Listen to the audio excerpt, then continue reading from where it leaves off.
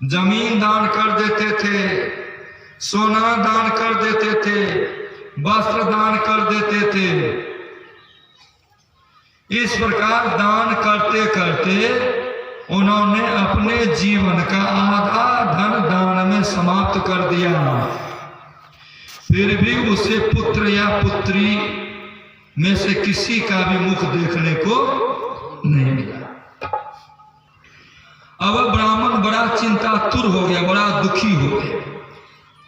एक दिन वह ब्राह्मण देवता बहुत दुखी होकर के घर से वन की तरफ चल दिया। दोपहर के समय उसे प्यास लगी, इसलिए वह एक तालाब पर आया। संतान के अभाव के दुख से उसके शरीर को बहुत सुखा दिया था, इसलिए थक जाने के कारण जल पीकर वह वहीं बैठ गया, नदी के किनारे, तुंगभद्रा नदी के तट। दो घड़ी बीतने के बाद एक साधु बाबा आए। तब तक में ब्राह्मण देवता जल पी चुके थे। तब वह उसके पास गया, चरणों में नतमस्तक हुआ और सामने खड़े होकर के लंबी लंबी सांस लेने लगे। साधु बाबा को प्रणाम किया और प्रणाम करने के बड़ा जोर जोर से श्वास। वो साधु बाबा पूछते हैं, कथम रोदसी विप्र, तम का चिंता बलियसी, बद तुम सत्वरम मह्यम स्वस्थ दुख से कारण। कहो ब्राह्मण देवता, रोते क्यों हो? ऐसी तुम्हें क्या भारी चिंता है? तुम जल्दी ही मुझे बताओ अपने दुख का कारण। ब्राह्मण कहते, महाराज, मैं अपने पूर्व जन्म के पाप से संचित दुख का क्या वर्णन करूं?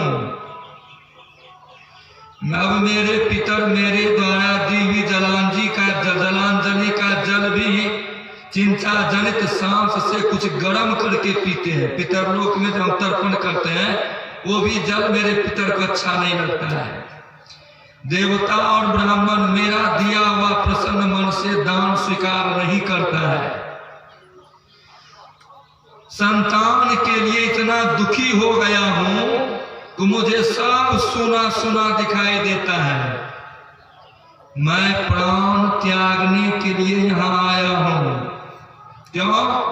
तो धिक जीवितम प्रजाहीनम धिगृहम च प्रजाम विना धिक धनम चान पतस्या धिक कुलम संतति बिना। संतानहीन जीवन को धिक्कार है, संतानहीन घर को धिक्कार है, संतानहीन धन को धिक्कार है और संतानहीन कुल को धिक्कार है।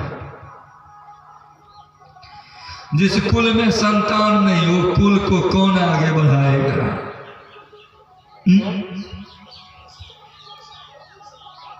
जिस धन को भोगने के लिए संतान नहीं, वो धन कौन काम का? जिस घर में बाल बच्चे की किलकारी नहीं, वो घर कौन काम का? जो गृहस्थ धर्म में है, संतान को जन्म नहीं दिया, उनकी गृहस्थी सफल हुई नहीं।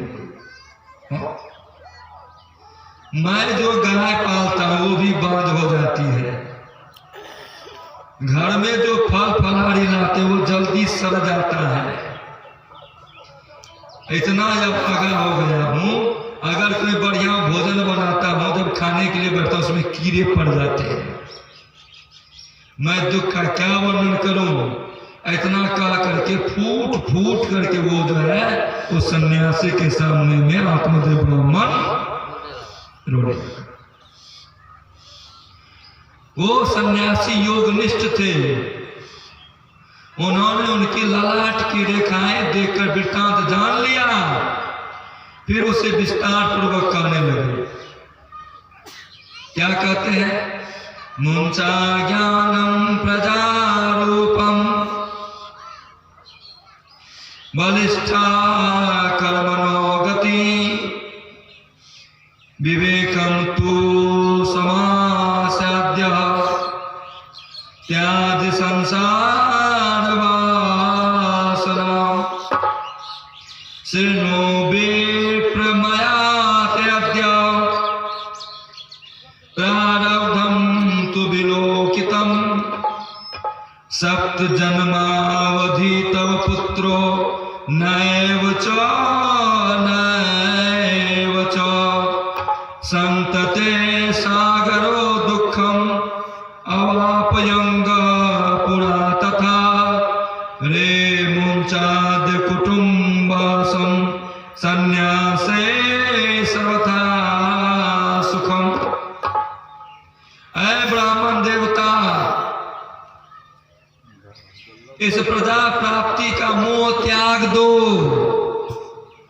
कर्म की गति प्रबल है, विवेक का आश्रय लेकर संसार की वासना छोड़ दो। ऐ विप्रवर, ध्यान से सुनो, मैंने इस समय तुम्हारा प्रारब्ध देखकर निश्चय किया है कि 7 जन्म तक तुम्हारे कोई संतान किसी प्रकार से हो नहीं सकता। क्या जन्म तक? 7 जन्म। 10 जन्म की बात तो छोड़। पूर्व काल में राजा सगर एवं अंग को संतान के कारण दुख भोगना पड़ा था। हे ब्राह्मण, अब तुम कुटुंब की आशा छोड़ दो। संन्यास में ही सब प्रकार का सुख है, इसलिए तुम साधु बन जाओ। जैसे कहा ना, तो आत्मदेव ब्राह्मण कहता, महात्मा जी, ये विवेक से मेरा कुछ होने वाला नहीं है। ये जो ज्ञान देते हैं ना, इससे हमारा कुछ होने वाला नहीं। मुझे तो बलपूर्वक पुत्र दीजिए, नहीं तो मैं आपके सामने में शोक मूर्छित होकर के प्राण त्याग दूंगा, मर जाऊंगा। और इस मरने का पाप जो है ना, यह आपको लगेगा। हाँ, अरे वो सन्यास साधु भी कोई अच्छा जीवन है, जिसमें न पुत्र हो, न स्त्री का सुख हो, न बेटा बेटी, न पत्नी।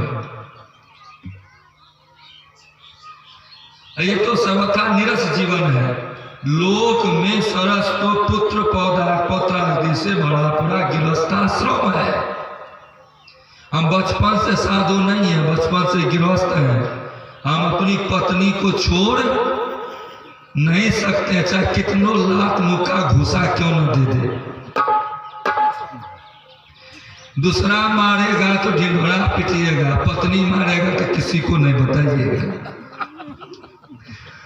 कोई ऐसा गृहस्थ नहीं है इस कलिकाल में जो पत्नी का मार नहीं खाया हो।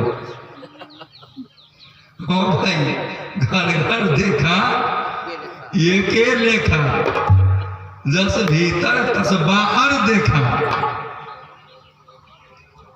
क्या गलत बोल रहे हैं? कोई लजाता है, कोई छिपाता है, कोई प्रकट तो तब कर देता है जब कोई देख लेता है। नहीं, हम देखे एक बार मेरे सामने में उसकी पत्नी आई, अब बोलते बोलते मुंह में एक चमेटा खींच दिया। हम पूछते हैं, मजा आया क्या? बाबा वो प्यार से मारा है। किससे मारा है? प्यार से मारा। चोट नहीं लगा होगा बाबा? आप भी हम कभी प्यार से कभी उनको लगा के दीजिएगा, तब पता लगेगा। नहीं, आपका रोटी भात सब बंद हो जाएगा, बेकार है। लेकिन ये जीव जो है ना, इस तरह से विषय में आसक्त हो गया है ना, दुख में ही सुख समझता है। दलकोला के एक सत्संगी थे, वो शरीर में नहीं है, सब दुकान दुआ हो। उनको पत्नी डांट फटकार करके मार पीट करके घर से निकाल दिया। 2008 में वो बनारस के बगल में गाजीपुर जिला है, वहाँ देवचंदपुर है, वहाँ हम रहते थे। बेचारा किसी भी तरह से जैसे तैसे वहां चले गए। और उस समय हम बैगन कमा रहे थे, दोपहर का समय था, कार्तिक का महीना था, बैगन लगाए थे, बैगन को कमा रहे थे, घास से निकाल रहे थे, मट्टी चढ़ा रहे थे। ऐसा नहीं बैगन का खेती किए थे, 10 गो गाछ हो गए, किसी बेसी नहीं हो गया। मेरे पास बैठ के रोने लगा, तो कहाँ से आए हैं? तो बंगाल से आए हैं। कौन भेजे हैं? तो शंभू चैतन्य बाबा भेजे हैं। क्या चाहते हैं? हम यहाँ रहना चाहते हैं। रोते क्यों हैं? पत्नी हमको मार करके भगा दिया। हम पत्नी ने मार के भगा दिया, आप यहीं रहिए।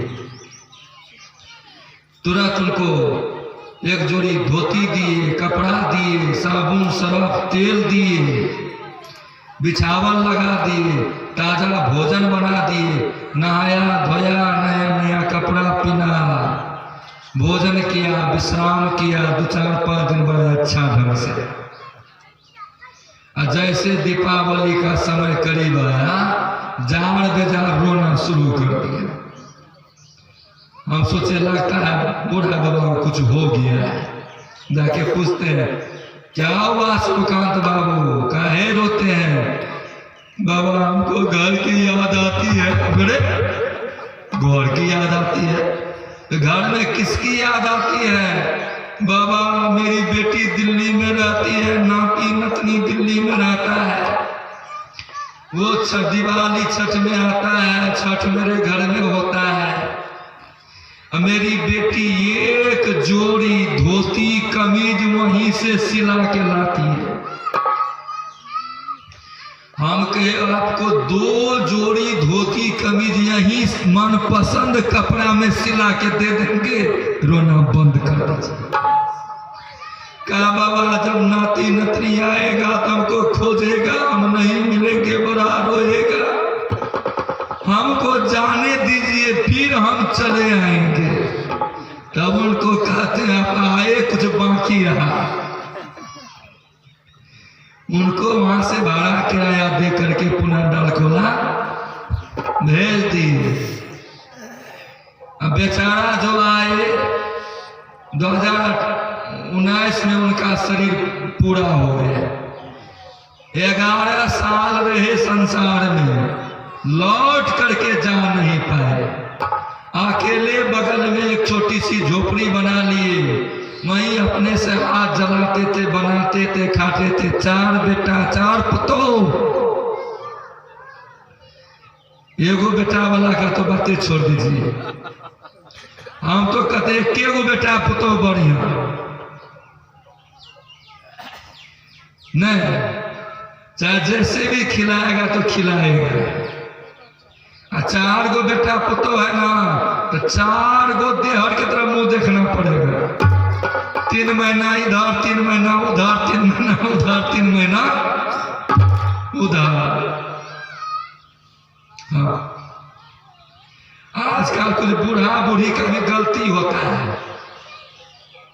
वो बेटा पुतोह के धान में जो है हाथ बटाना चाहता है। नहीं, जब बूढ़ा हो गया तो बच्चे हो गए, बच्चे को क्या चाहिए? भरपेट भोजन, बदन में कपड़ा, बीमार पड़ा तो दवाई, मेला ठेला देखने के लिए पॉकेट गरम, कुछ पैसा। उसी तरह से जो वृद्ध पुरुष या स्त्री को आपके संतान, आपका संतान भोजन दे रहा है समय से, चाहे बासियों तेवासी दे तो कोई बात नहीं है, चटके खिला के खाली बच्चे को नहीं पाले हैं आप।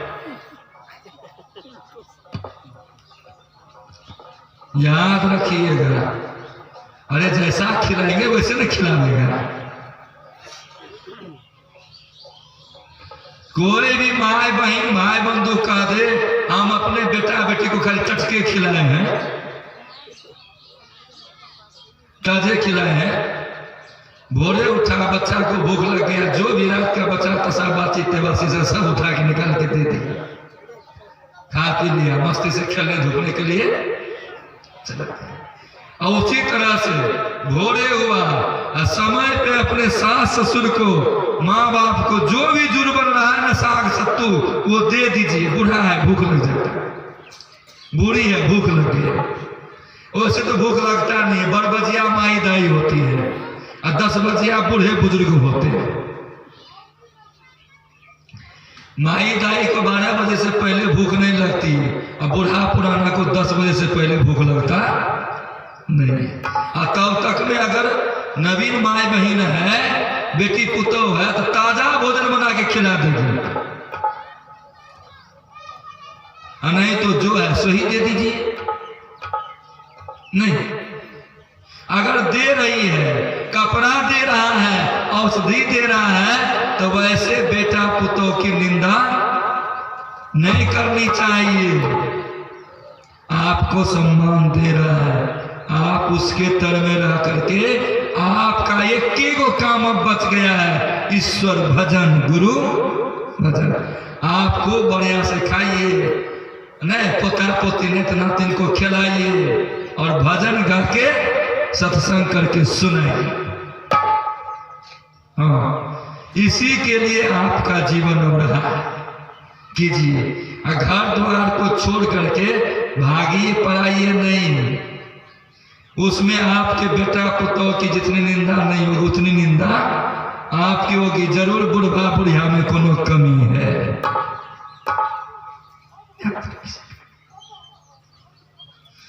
ऐसे गृहस्थ जीवन तो सबसे बड़ा जीवन होता है, सबसे सुंदर जीवन होता है। लेकिन गृहस्थ जीवन में रह करके कर्तव्य पथ के अनुकूल वो जीवन व्यतीत कर लिया तो कौन समय में कौन से काम को करना चाहिए, नहीं तो वो जीवन भार हो जाता है। यहाँ कहते हैं अरे लोक में तो गृहस्थ जीवन सरस जीवन है, इसलिए हमको जो है ना ये सब साधु बनना अच्छा नहीं लगता है, हम साधु नहीं बनेंगे। अरे आप तो साधु बाबा हैं, आप विधाता के लेख को मिटा सकते हैं, बलात् हमको पुत्र दीजिए। जब हाथ पकड़ लिया आत्मदेव ब्राह्मण ने तो साधु बाबा झोली से निकाल के फल दे दिया, ले जाओ अपने अर्धांगिनी को खिला देना, उसको जो सदाचार इत्यादि का पालन करने के लिए कहना, तो तुमको एक बहुत सुंदर स्वभाव वाला पुत्र जन्म देगा। बड़ा खुश हुआ आत्मदेव ब्राह्मण, साधु बाबा को प्रणाम करवाया, आकर के अपनी पुतनी धुंधली को हाथ में फल दे दिया और सब बात बता करके जंगल चला गई। अब पत्नी उसका फल हाथ में लेकर के रोना धोना शुरू कर दी, कौन आफत उठा के ले आया। अच्छे स्वभाव को थी तब ना, ये कौन आफत उठा के ले आया, यह फल खाने से गर्व रहेगा, गर्व से पेट बढ़ जाएगा, कुछ खाया पिया नहीं जाएगा, मेरी शक्ति छीन हो जाएगी, घर का काम धंधा कौन करेगा, ले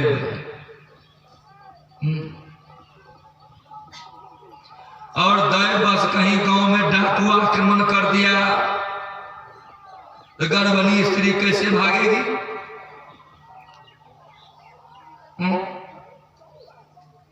यदि सुखदेव जी की तरह यह गर्भ भी पेट में ही रह गया, इसे बाहर कैसे निकाला जाएगा? अभी सुखदेव जी का जीवन चरित्र नहीं सुने, आगे सुनेंगे, आज शाम में शायद आ जाएंगे कथा, निश्चित रूप से आ जाएंगे। फिर क्या होगा? और कहीं प्रसव काल के समय वो टेढ़ा हो गया, पेट में पलने वाले बच्चे, कहीं वो टेढ़ा हो गया तो प्राण से ही हाथ धोना पड़ेगा। अयों भी प्रसव के समय में बड़ी भयंकर पीड़ा होती है। मैं सुकुमारी, भला ये सब दुख कैसे सहूंगी? और एक सबसे बड़ी बात क्या कहती है? जब मैं दुर्बल पड़ जाऊंगी, अपने बहिन से डर नहीं है, लेकिन भतार के बहिन से बड़ा डर है। किसके बहिन से? भतार की बहिन से। भतार की बहन कौन होगी? ननद। अपने बहन से कोई डर नहीं, अपने भाई से कोई डर नहीं, अपने बाप माँ से कोई डर नहीं, दिन रात बतियाए, कोई दिक्कत नहीं है। अगर कहीं उसका पति देव अपने भाई से बात करने लगा, अपने माँ से बात करने लगा, या अपने बाप से बात करने लगा, या अपने बहन से बात करने लगा, और कुछ देने लगा, और कहीं गलत ढंग के परिवेश में पली हुई वो बच्ची है, गलत संस्कार है उसका, तो उसका देह कचकना शुरू हो। नहीं होता है? अच्छा, कोई भी पुरुष साली से हुआ है? हुआ है? सालिया के 6 महीना रहे तो कोई दिक्कत ये नहीं करने के लिए बनाने के लिए नहीं कहते हैं, लेकिन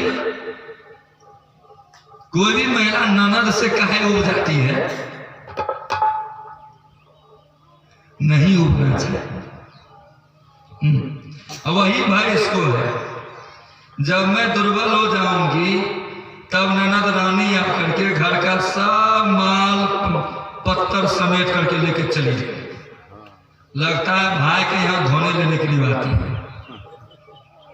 कितना गलत विचार माई दाई के मन में प्रवेश किया। जो ये सोचती है, जो ये नहीं सोचती, उनके लिए नहीं है। अरे वो तो आपसे मिलने आई है, आपको, अपने भाई को, अपने भतीजा को देखने आई है। देखने आई है, उससे कभी भय नहीं होना चाहिए।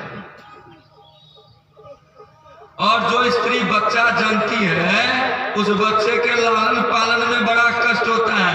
अब मेरे विचार से तो बंधिया और विधवा स्त्री ही सुखी है।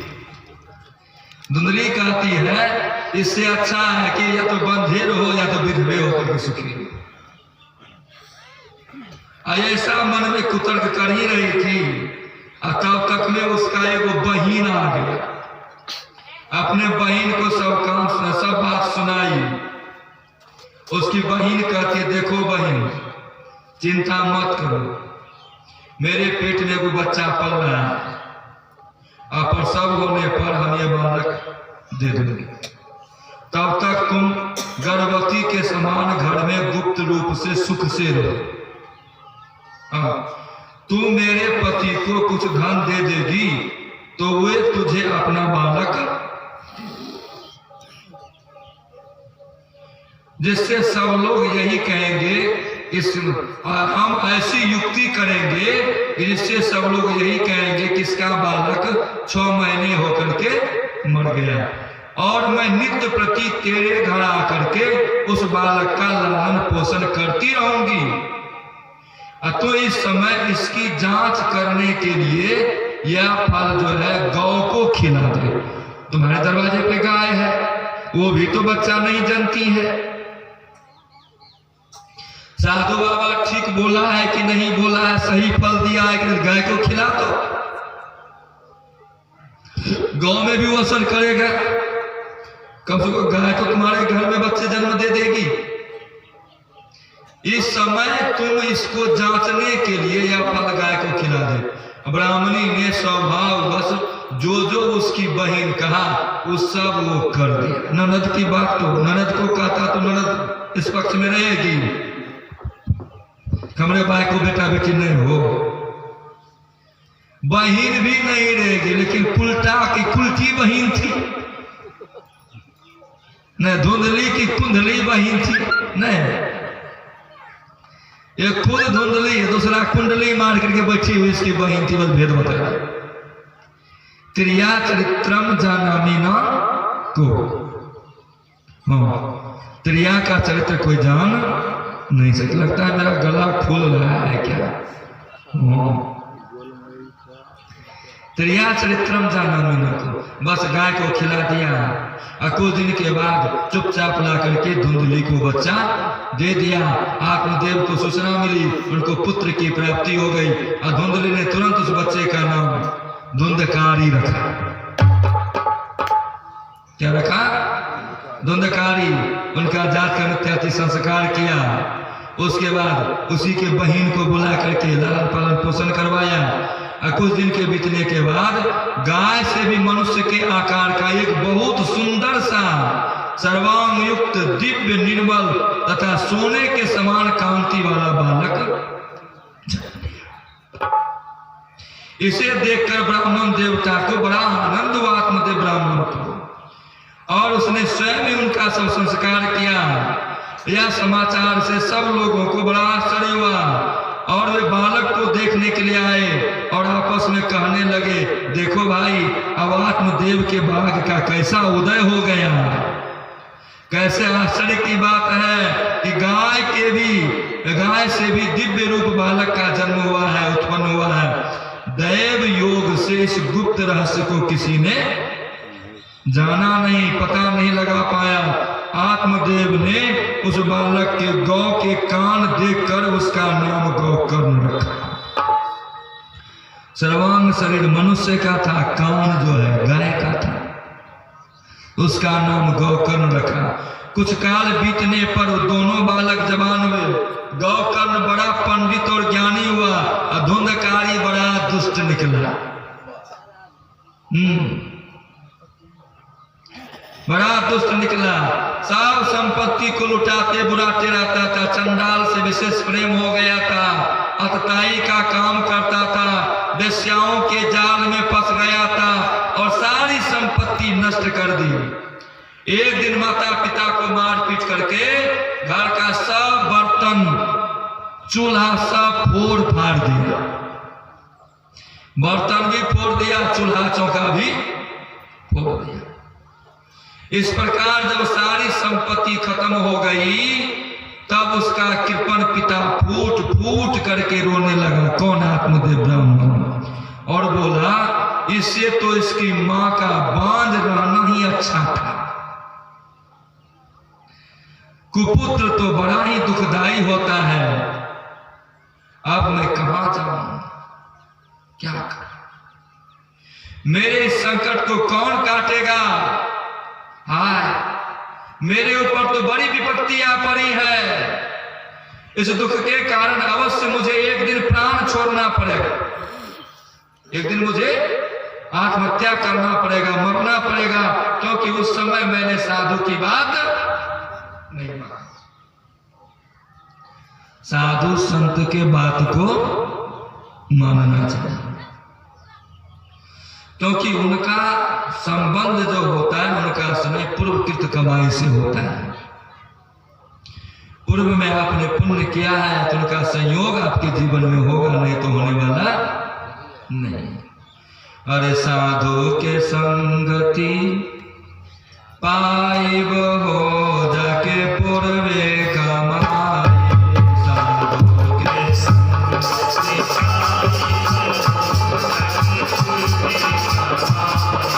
साधु के संगति पाइब हो जाके पूर्वे कमाई। साधु के संगति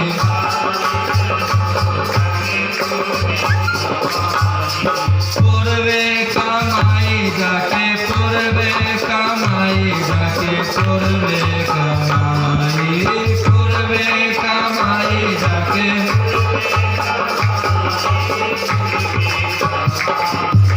साधु के संगति पाइब हो जाके पूर्वे कमाई। साधु के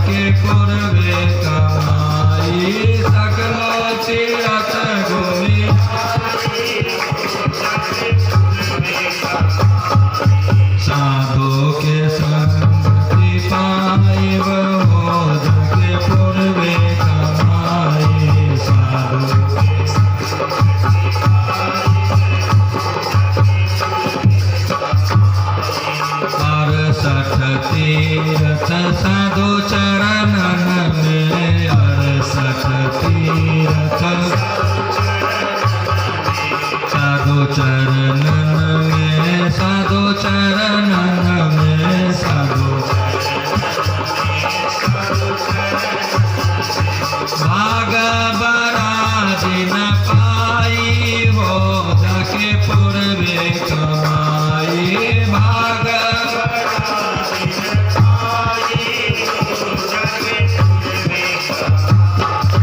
साधु के संगति पाई हो जाके पूर्वे कमाई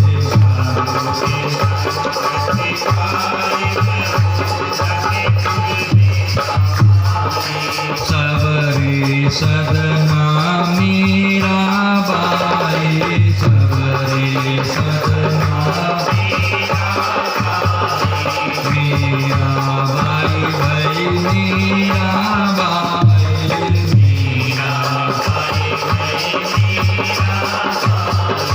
साधो के संग चरिताई हो जाके पूर्वे कमाई साधो के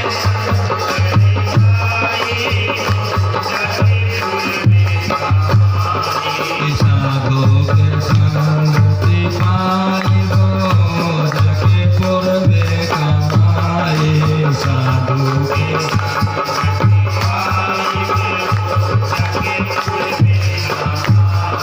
के नाम देव रविदास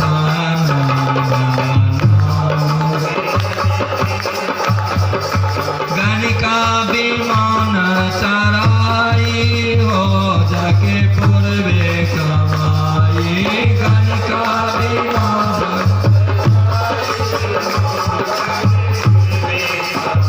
गणिका विमान सराई हो जाके पूर्वे कमाई गणिका विमान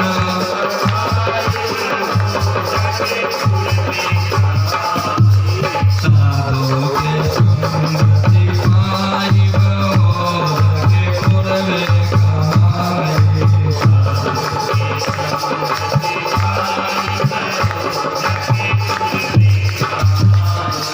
सतगुरु संत कबीर नानक सतगुरु संत सतगुरु संत कबीर नानक सतगुरु संत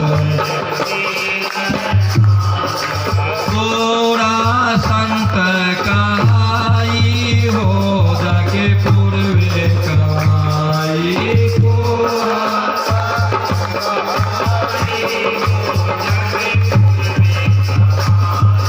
पूरा संत कहाई हो जाके पूर्वे कमाई पूरा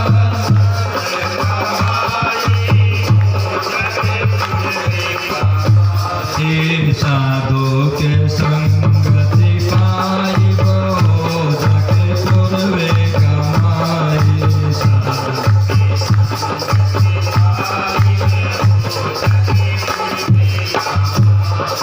सतगुरु तुलसी देवी साहब सतगुरु तुलसी सतगुरु तुलसी देवी साहब सतगुरु तुलसी में ही संत कहाई हो जाके पूर्वे कमाई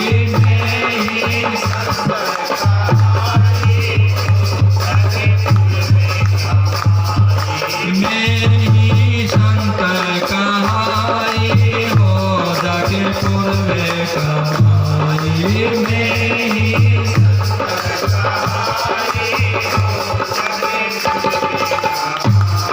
ही साधु के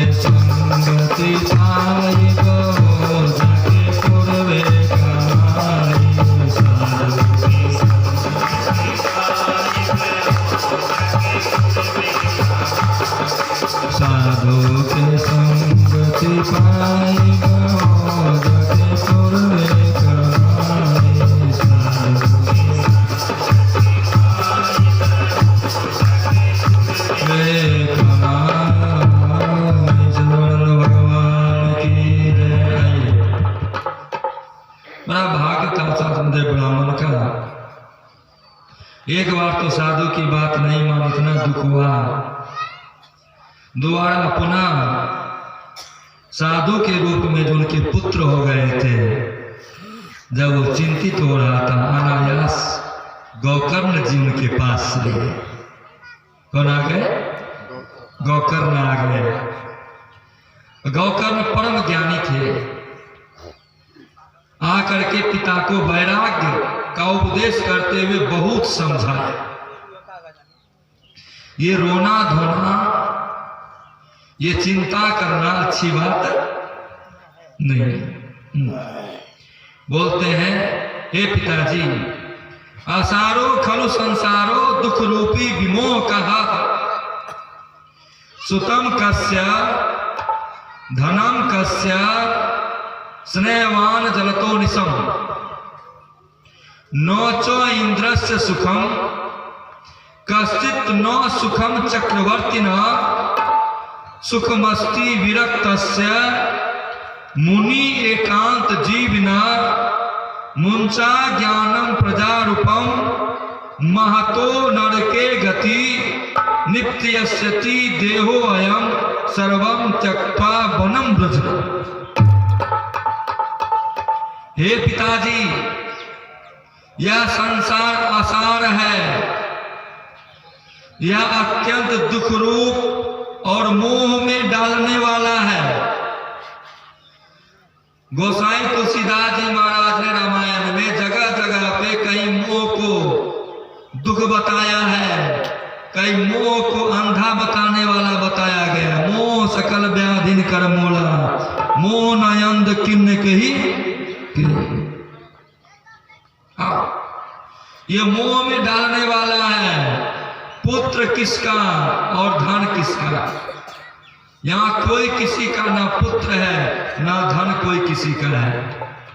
अपना ही कर्म पुत्र पौत्रादिक बन करके आया है। जब तक कर्मों का संयोग है तब तक वो मेरे पास है, और जैसे कर्मों का वियोग होगा इन प्रकार हमसे दूर चला जाएगा।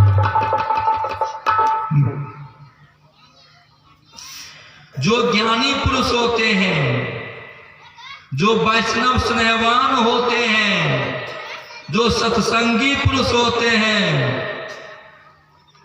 वो ज्ञान रूपी दीपक को हाथ में लेकर के हर हमेशा अपनी वृत्ति को ऊपर उठा के रखते हैं। हमको इस क्षेत्र में केटा बालूगंज निवासी सरदेव श्री विलास बाबू के ऊपर बड़ा आश्चर्य हुआ। कुछ दिन पहले बड़ी घटना हो गई उनके घर में। 10 लाख की संपत्ति जल करके स्वाहा हो गई। वो किसी और के बच्चे ने जलाया,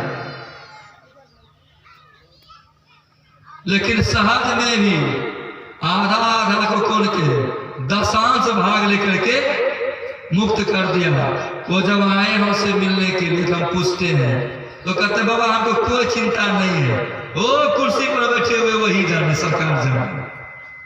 गुरु महाराज के कृष्ण भक्त वही जाने, उनको जो अच्छा लगा सो किया, जो अच्छा लगा सो किया।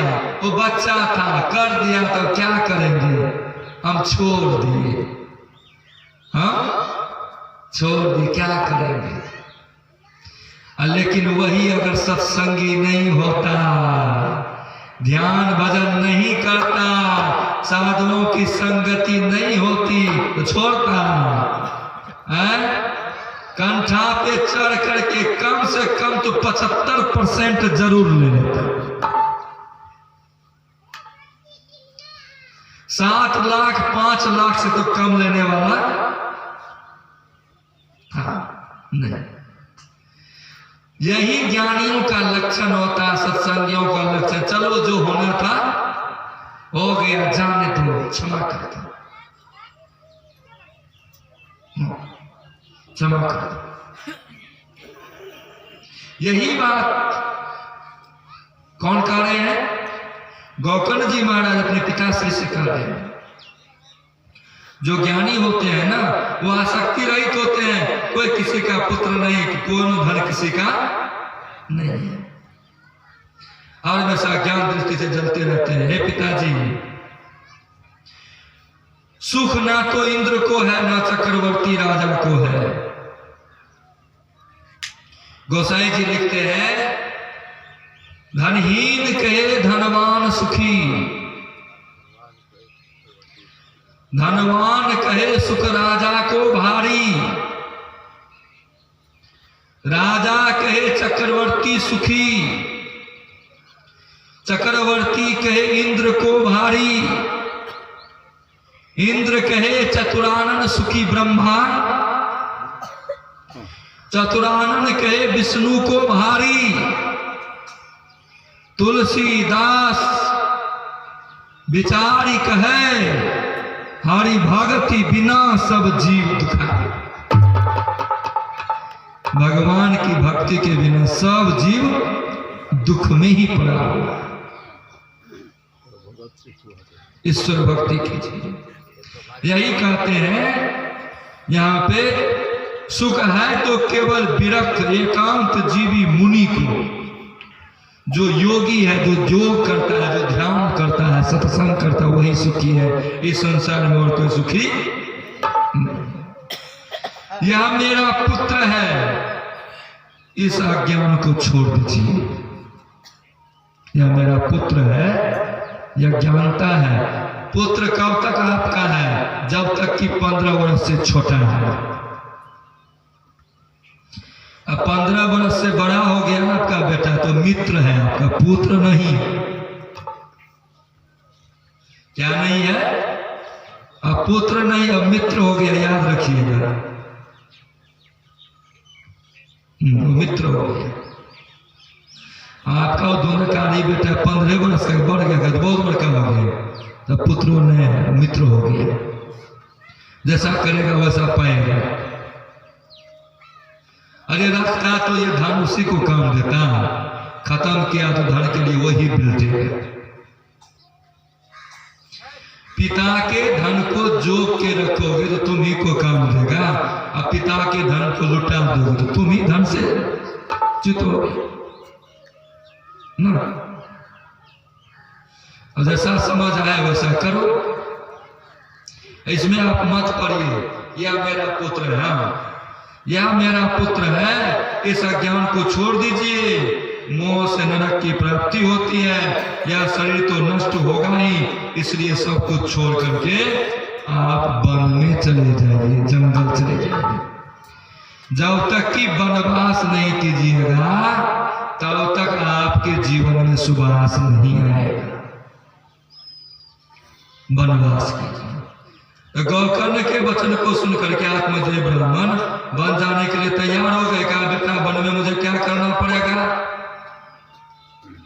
कहा पिताजी वैराग्य का आश्रय लीजिए। यह शरीर हड्डी मांस रुधिर का पिंड है, इसे आप मैं मानना छोड़ दीजिए। पुत्र पौत्रादिक को अपना और कभी नहीं मानिए। इस संसार को रात दिन के समान क्षणभंगुर देखिए और मनोयोग पूर्वक परमात्मा के नाम का जप कीजिए और भगवान के दशम स्कंद का, श्रीमद् भागवत के दशम स्कंद का पाठ कीजिए। आपको भगवान श्री कृष्णचंद्र की प्राप्ति हो जाएगी। युक्ति बता दिया और तत्क्षण गौकर्ण भी अपने रास्ते पे चले गए, घर से चले गए और आत्मदेव ब्राह्मण भी घर छोड़ करके जंगल चले गए। उन्होंने तप तपस्या करके मुक्ति को प्राप्त कर ली। अब हम कथा भी यहीं रखना चाहते हैं।